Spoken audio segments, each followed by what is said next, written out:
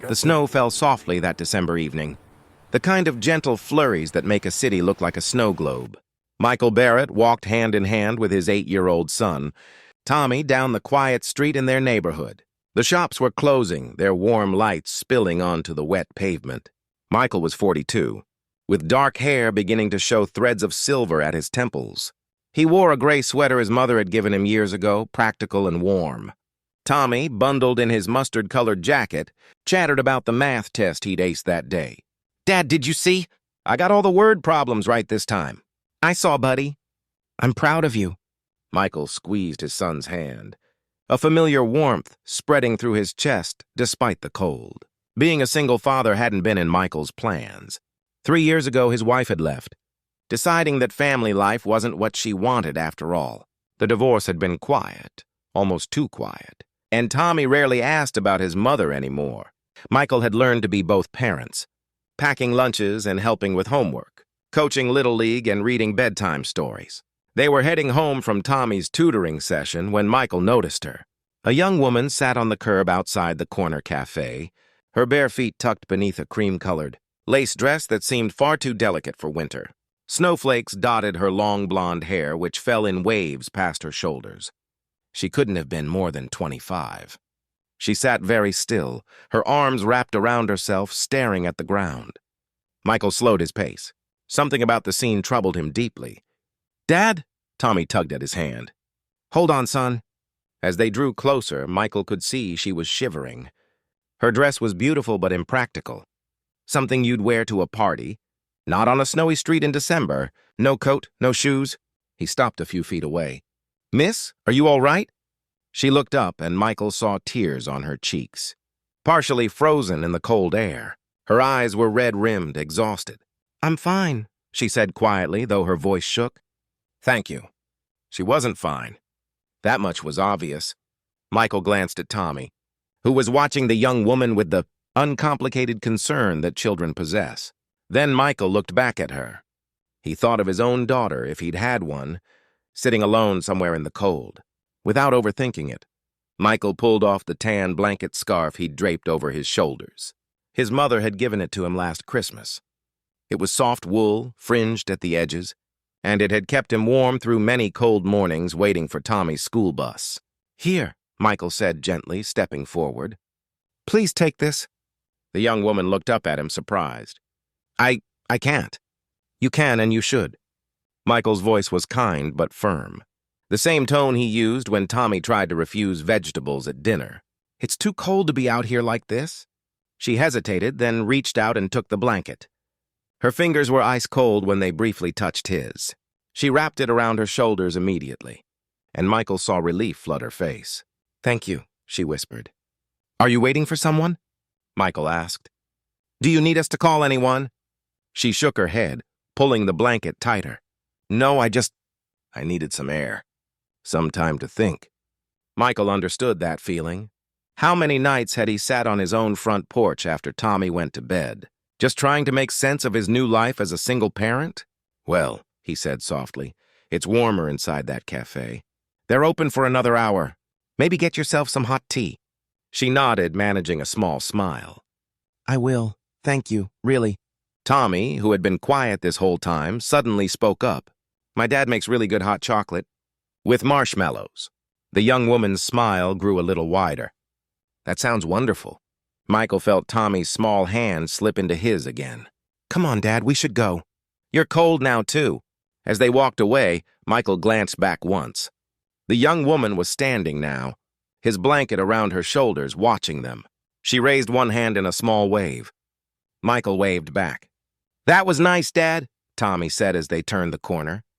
"Mom always said you give too much away, but I think it's good." Michael felt a lump form in his throat. "Sometimes, buddy, being kind is the most important thing we can do. Even if it costs us something. Like your favorite blanket?" "Like my favorite blanket." That night, after tucking Tommy into bed and reading 2 chapters of their current book, Michael sat at his small kitchen table. The apartment was quiet. He thought about the young woman and wondered if she'd made it somewhere warm. He hoped so. 2 days passed.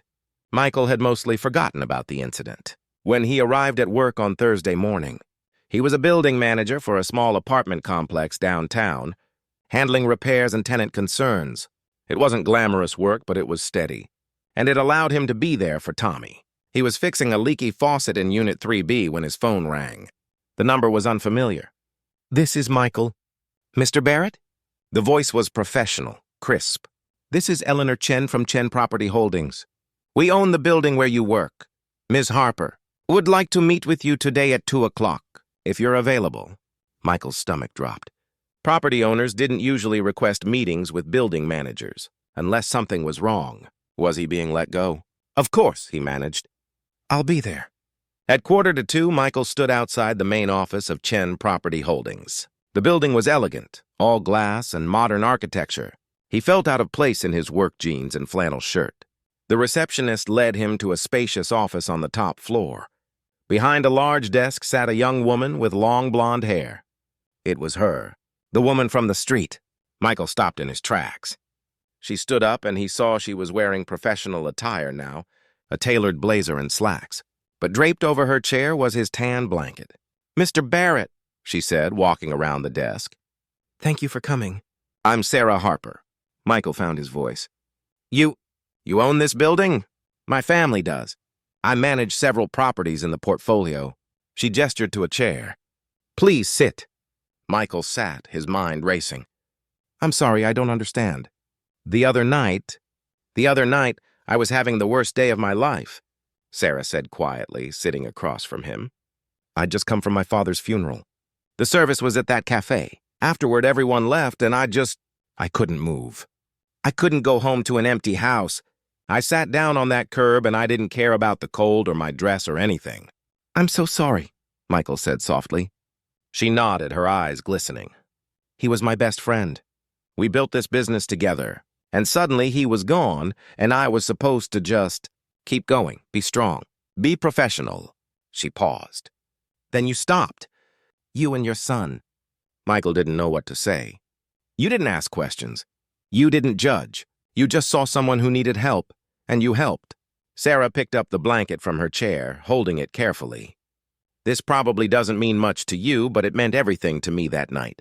It was the first moment I felt like maybe I could get through this. It was my mother's gift," Michael said. "She always tells me to look out for people." Sarah smiled. "She raised you well." She set the blanket on the desk between them. "I wanted to return this personally, and I wanted to tell you that we're creating a new position, Director of Property Management. It oversees all our buildings, coordinates repairs and improvements, manages the other building managers. The salary is substantially more than what you're making now, and there's a benefit package, full health insurance, retirement matching." Michael stared at her. "I don't understand." "I'm offering you the job, Mr. Barrett." "But why?" You're someone who stops to help a stranger on a cold night, even when it costs you something you value," Sarah interrupted gently. "That tells me everything I need to know about your character. And character matters more than anything else in the people I work with." She paused. "My father used to say that how we treat people when there's nothing in it, for us, reveals who we really are. You revealed yourself that night." Michael felt overwhelmed. "I have a son, Tommy. He's 8. I'd need to be able to pick him up from school. The position comes with flexible hours. Family comes first." Sarah's voice was warm. "I mean that. My father taught me that too." Michael looked at this young woman who'd lost her father, who was trying to carry on his legacy with grace. He thought about Tommy, about being able to give him a better life. Maybe save for college. "Thank you," he said, his voice thick with emotion. "I don't know what to say. Say you'll take your blanket back." Sarah pushed it toward him with a smile. "I had it cleaned. It got me through that night, but it belongs with you." Michael picked up the familiar blanket, soft and warm in his hands. He thought about his mother giving it to him, about all the cold mornings it had kept him warm, about how it had wrapped around a grieving young woman when she needed it most. "My mother always says the best gifts are the ones that travel," he said softly. "The ones that get passed on when someone needs them more than we do." Sarah's eyes filled with tears. "Your mother sounds like a wise woman." "She is." That evening, Michael picked up Tommy from school, the blanket draped over his arm. They stopped for ice cream to celebrate, even though it was snowing again. "So you got a promotion?" Tommy asked, chocolate ice cream on his upper lip. Something like that. Because you were nice to that lady? Because kindness matters, buddy. It always matters. Tommy considered this, then nodded. Can I have your blanket when I grow up?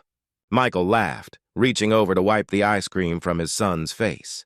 Absolutely. And when someone needs it more than you do, you'll know what to do. Give it away! Give it away! Outside, the snow continued to fall, soft and gentle, covering the city in white. Inside the small ice cream shop, a father and son sat together, warm and content, learning again the oldest lesson, that what we give away is never truly lost, and that kindness, like snowflakes, has a way of accumulating into something beautiful. Michael never forgot that December evening. Neither did Sarah Harper, who kept a photograph on her desk of her father, and who made sure every employee in her company knew that character mattered most. And Tommy grew up understanding that the best things in life aren't things at all, but moments of human connection that remind us we're never truly alone in the cold.